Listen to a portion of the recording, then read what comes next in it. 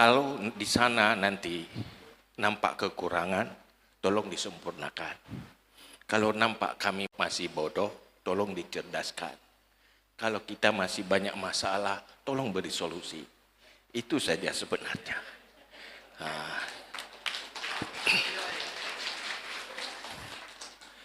Pertama begini, kami ini di Aceh, apalagi dari kalangan Dayak, masih di dalam sebuah kebingungan melihat perkembangan dan fenomena yang sedang terjadi. Dan juga bingung apa yang akan terjadi. Seperti yang telah dibicarakan oleh narasumber, Aceh sekarang bukanlah Aceh di masa kesultanan. Kalau di dalam himne Aceh ini katanya Kenebah Raja.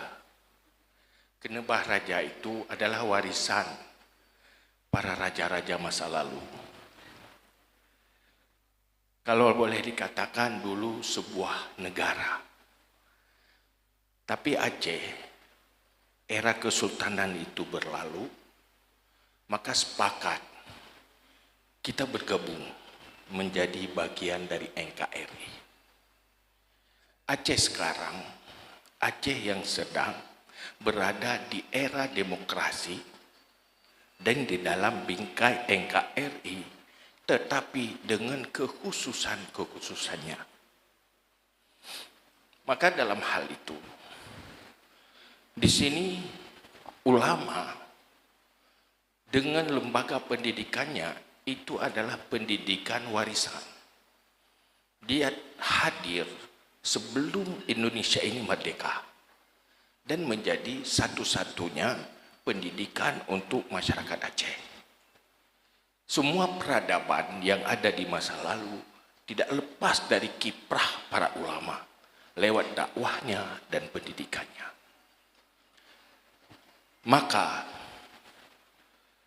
ini di Aceh Huda itu himpunan ulama Dayak. Sebenarnya itu segaris dengan NU. Kalau ditaruh stempel NU itu sudah match dia. Tidak ada yang perlu dimodifikasi lagi.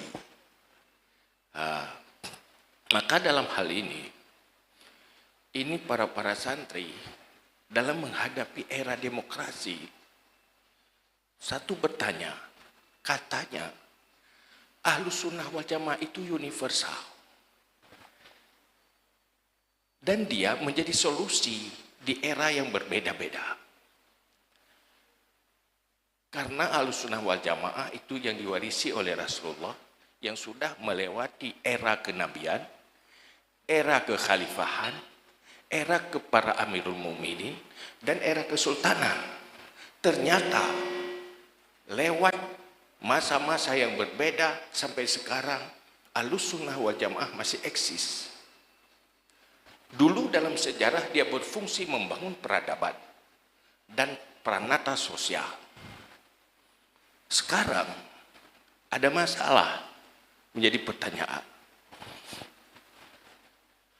Rumusan Ahlus Sunnah wal Jamaah, bagaimana kita fungsikan di era demokrasi ini? Kadang-kadang ada kelompok yang berpikir sangat idealis, tetapi lupa dengan kontekstualnya, dengan konteks. Artinya mereka teguh kepada konsep, tetapi lupa mengkolaborasi dengan konteks. Sehingga kadang-kadang tidak ada tempat bagi sesuatu yang ideal di era sekarang.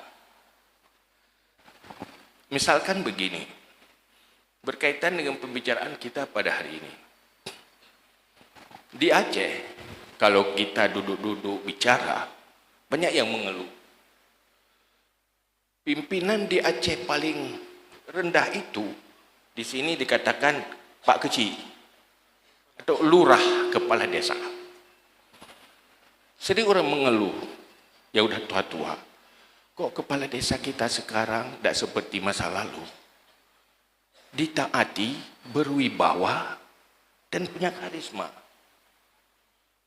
Kok sekarang dia tidak berfungsi sebagai pemimpin, malah hanya sebagai pekerja? Ini kenapa? Artinya, apa yang telah diwarisi oleh masa lalu sudah terdegradasi sekarang. Salahnya di mana? Kita mau salahkan sistem demokrasi kita? Memang itu sudah menjadi konsensus dunia. Kita tidak bisa melawan itu. Bagaimana dengan konsep Ahlussunnah wal Jamaah menjaga keseimbangan itu? Nah, mungkin dalam waktu yang singkat, saya ingin berbicara hanya satu hal yang paling substansi. Kita ingin ungkapkan itu. Bahwa antara kepemimpinan imamah dengan orang yang mengangkat imamah itu, dua-duanya harus ahli. Kalau di dalam konsep Ahlussunnah wal Jamaah yang dikarang oleh para pengarang, para ulama di masa kesultanan, semua kita tahu ada di sana ahlul imamah dan ahlul ikhtiar. Kalau kita kaji, mereka mampu merumuskan rumusan dengan standar keahlian di dalam kapasitasnya masing-masing. Sehingga kita tahu kalau kita sekarang berbicara punya integritas, punya kapasitas, dan sesuai dengan konteks yang sedang dihadapi, mereka sudah membuat standar itu. Artinya seorang pemilih, dia harus tahu tentang kepemimpinan yang punya standar-standar yang mewujudkan, memastikan ada nilai integritas, kapasitas, dan juga punya kemampuan-kemampuan tertentu dan syarat-syarat tertentu. Nah, sekarang yang membuat kita bingung, bagaimana menerapkan itu di dalam konteks di mana kita sudah menyerahkan urusan bukan pada ahlinya. Yang memilih tidak ahli untuk memilih, dan yang dipilih juga tidak ahli untuk dipilih. Akhirnya negeri ini tidak terurus dengan baik, sehingga terjadi masalah. Nilai-nilai konsep Ahlussunnah wal Jamaah yang sudah ada, bagaimana kita integrasikan dalam sistem yang sangat hampir liberal sekarang ini. Sering kami duduk-duduk, ini belum ada solusi, Gus. Masih dalam kebingungan. Memang kita punya sistem yang semuanya diberi hak walaupun tidak ahli. Bagaimana menghasilkan kesepakatan-kesepakatan kita supaya benar-benar lewat kesepakatan untuk mengintegrasi nilai etika dan nilai moral ke sana. Kalau kita tidak mampu membuat dalam bentuk regulasi. Yang menjadi masalah sekarang, kemana nilai-nilai syariat Ahlussunnah wal Jamaah yang tidak mampu mempengaruhi perilaku kita di era yang serba bebas ini. Kalau dunia pendidikan tidak berfungsi ke sana, dunia dakwah tidak berfungsi ke sana, majelis taklim tidak berfungsi ke sana, akhirnya mereka meninggalkan nilai-nilai etika Islam di dalam menghadapi kehidupan global ini. Ini menjadi masalah. Maka oleh karena itu, misalnya di Aceh, semua orang mengatakan ini regulasinya syariat. Tapi kadang-kadang syariat yang mereka pikirkan itu terlalu ideal, yang tidak sesuai dengan konteks sekarang. Kadang-kadang berpikir ini kita harus bersyariat seperti di era para sahabat. Padahal mereka tidak seperti sahabat. Ideal sekali. Akhirnya kayak memaksa orang tidak mampu berdiri di saat salat untuk berdiri. Padahal konsep Ahlussunnah itu wasatiyah. Memang wajib berdiri. Tetapi kondisi kita tidak punya kemampuan di situ. Tapi akhirnya dia putus asa, enggak salat. Kenapa kamu enggak salat? Saya enggak sanggup berdiri. Padahal mereka bicara. Ada kaidah usul fiqh, ma la yudraku kulluh la yudraku ba'du. Kalau enggak bisa semuanya, jangan tinggalkan semuanya. Ini kalau enggak bisa semuanya, semuanya ditinggalkan. Nah, akhirnya mereka putus asa. Maka ini jadi masalah sekarang. Maka dalam hal itu, kami di sini ini ada masalah, Gus. Bagaimana memfungsikan syariat ini menjadi solusi, bukan masalah. Nah, mungkin saja kami terjadi malpraktek di dalam memfungsikan syariat. Malpraktek, mengobati tetap, tapi penyakitnya tetap, malah orang yang hidup bisa mati. Bukan salah obatnya, mungkin salah dokter yang menerapinya. Saya kan bingung. Ini kan kadang-kadang kami ngadu sama orang tua hari ini. Karena kami udah nggak sanggup. Kok syariat kalau kita tahu dulu di masa Rasulullah, dia tidak mulai dengan hukuman-hukuman, tapi dimulai oleh pembinaan. Anehnya, kita mulai dengan hukuman, melupakan pembinaan. Kadang-kadang ada orang bilang, ini terserah para ulama. Syariat itu terserah ulama. Ulama cuma mengelola pendidikan kok, bukan mengelola negara, bukan mengelola negeri. Siapa yang mampu memfungsikan pilar-pilar syariat itu? Dunia pendidikan, dakwah, itu tidak pernah kami mendengar ada kajian tentang pilar-pilar syariat yang diperkuat untuk menjadi solusi. Akhirnya ada malu kami. Satu sisi Aceh bersyariat, sisi yang lain Aceh termiskin. Oh begitu syariat, rupanya kalau syariat harus miskin dia. Gugat cerai tambah banyak. Oh begitu syariat, rupanya di saat kita bersyariat orang minta cerai itu banyak.